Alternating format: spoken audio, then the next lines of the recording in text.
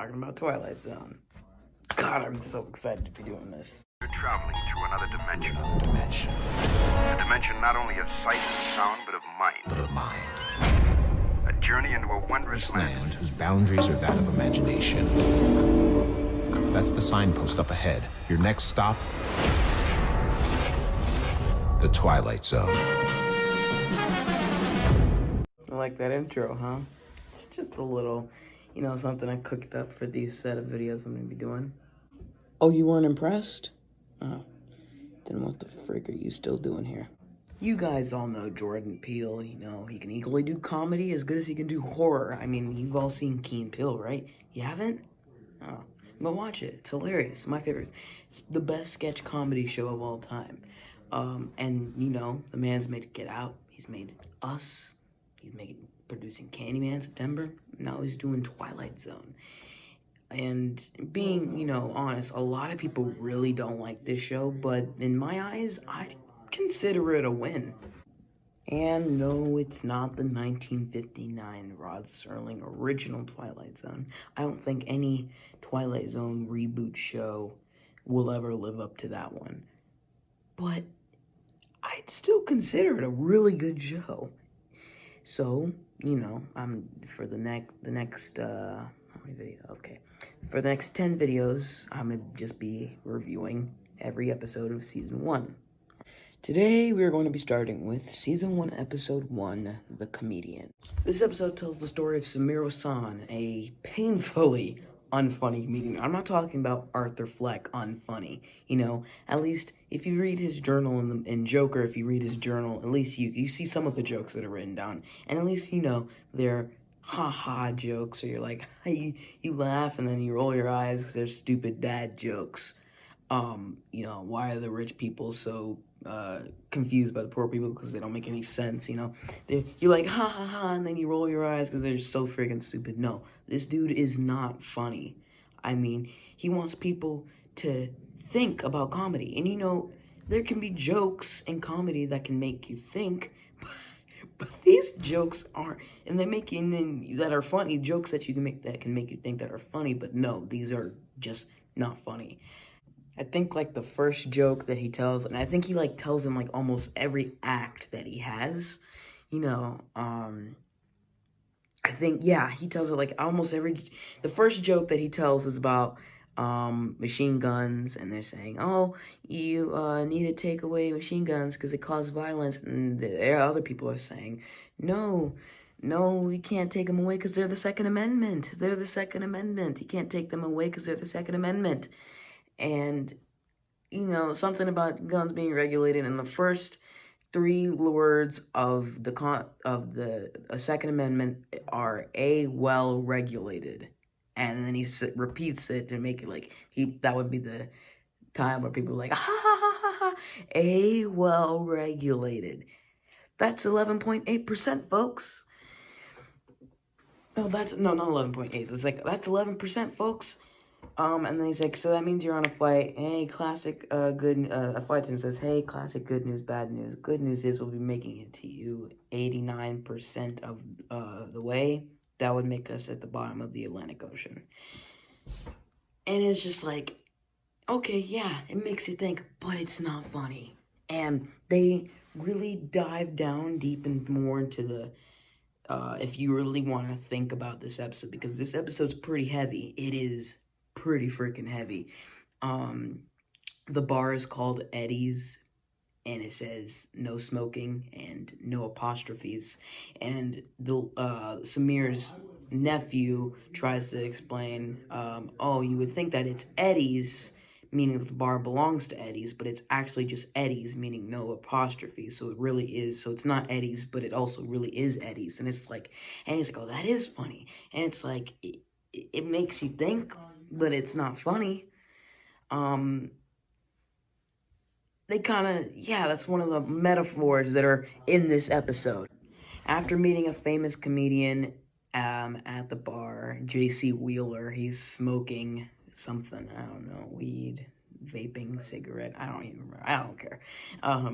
And he gifts him the ability, if you put yourself out there, people will laugh. So he puts himself out there, tells jokes about his personal life, about his dog, and his dog's name is Cat, and then he tells jokes about it, and then all of a sudden he gets home, and the dog's gone forever. And so he's like, oh, so he can tell things out of existence if he makes a joke out of them. So, very Twilight Zone-esque, very interesting premise. Overall, I think this is a very solid episode. I'm gonna give my positives first. We'll start with the positives. I think the premise is very interesting. Kind of like an adult Goosebumps episode almost. Like, it's a very, very interesting premise, and I think it was paid off pretty nicely. I think the acting, with maybe one exception, is pretty on point. I think Samir's actor, I don't know his name, but he is in a lot. He's in stuff that I watch.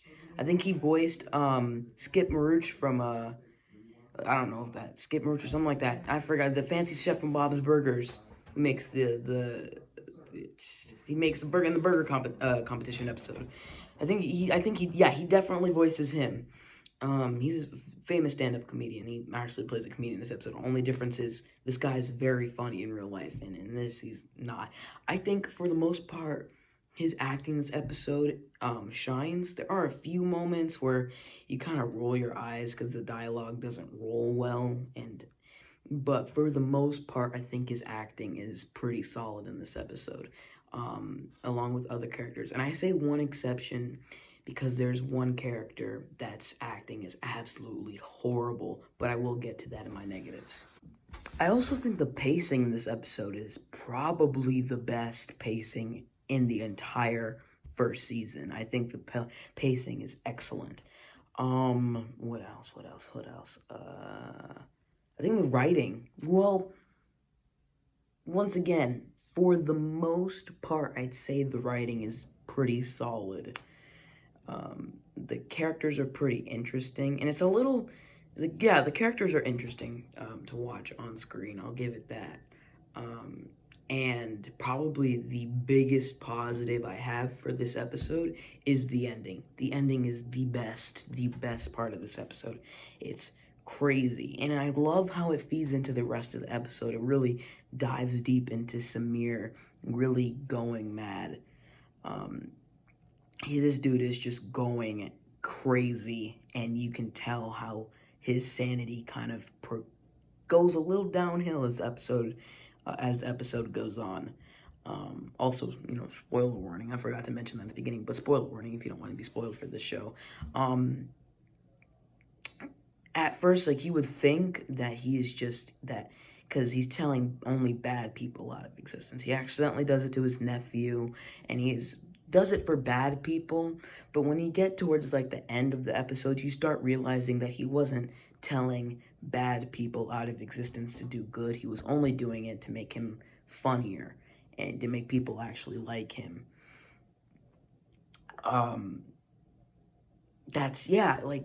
Because he doesn't want to tell anybody he cares about out of existence, but he just starts telling, the first dude, I think the first bad person he does is one of the other comedians who is one of the more famous comedians in that bar. He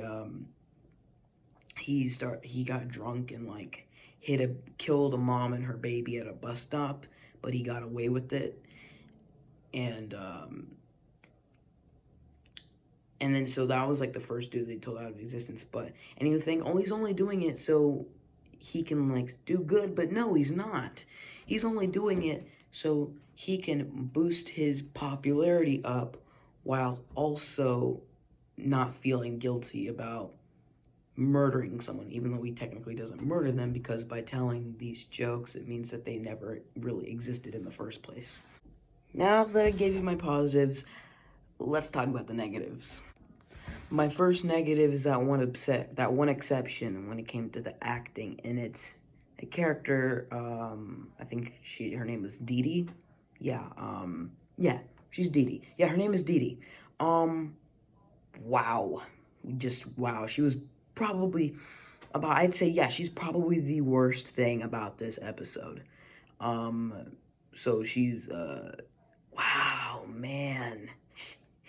Okay, so she's kind of like frenemies with Samir, and I kind of wish that they did a much better job. And you know, she was just annoying. I think I say it because of the acting, because her character was just acted so poorly. I think it was just horrible. But I think now that I think about it, I think that the script actually made her like that's what they were going for her to be annoying and unlikable. She's kind of like frenemies with Samir almost, and I think the acting, I think it's more script's fault than acting. I think the script should have dove into that much better, because there have been a few moments where she was kind of understanding and kind of nice to Samir. Like, she was saying, oh, giving you uh, if she chooses you, it would be the right choice. And I'm kind of embarrassed I didn't realize you were funny then. But then 1 second later, she starts spouting off insults, and very bad ones at least too. It's like she's nice in 1 second, and then she's a total jerk in the next one. And my God, she is just, wow, a hot mess.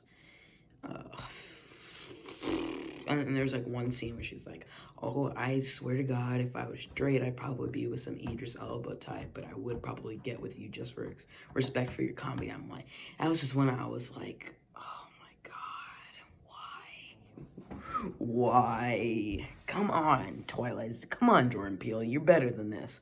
Well, I don't think you wrote this episode, but whoever's behind this team, yeah, you're better than this. Come on, man.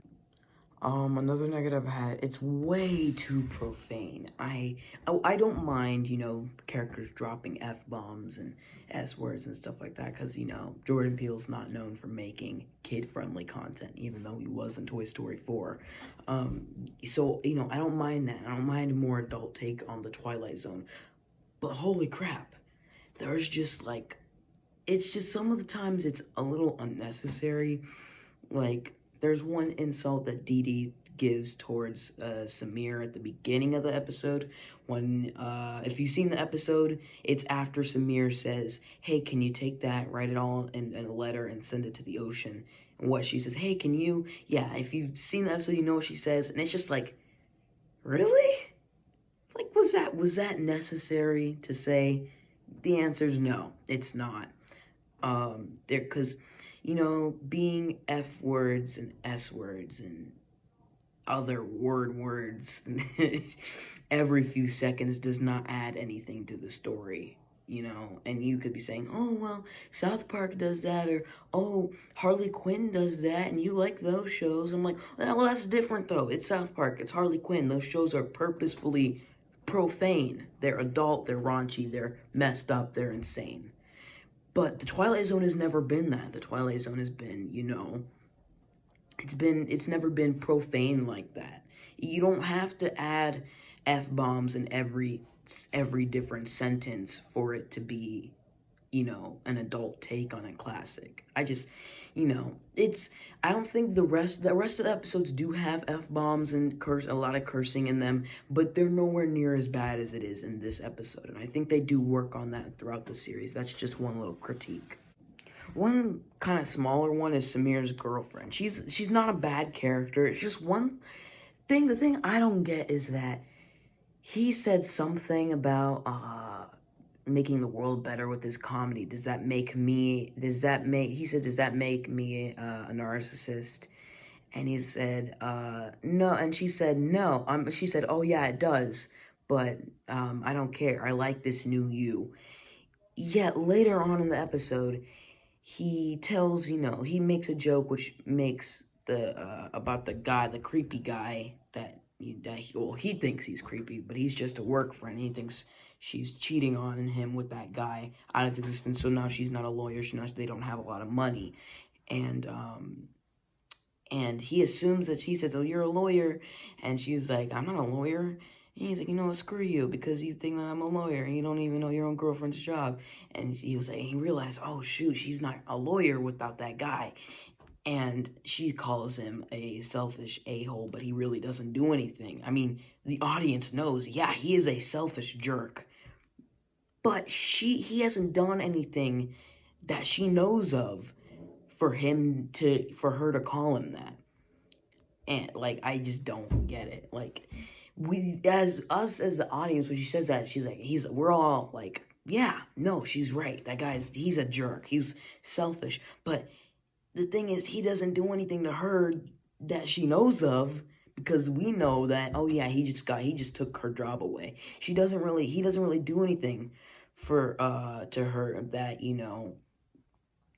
like, gives her a reason to say that. And it just feels kind of like, when she breaks up with him, it kind of feels extremely unnecessary. It feeds into his life going into like a downward spiral, And then at that point, that's when when he tells that joke about, her work friend, it's when he stops, like, targeting bad people and just starts targeting people who just annoy him. And he really becomes, like, a horrible, horrible person when he starts doing that. He just starts going off the rails, like, insane. And it leads up to the ending.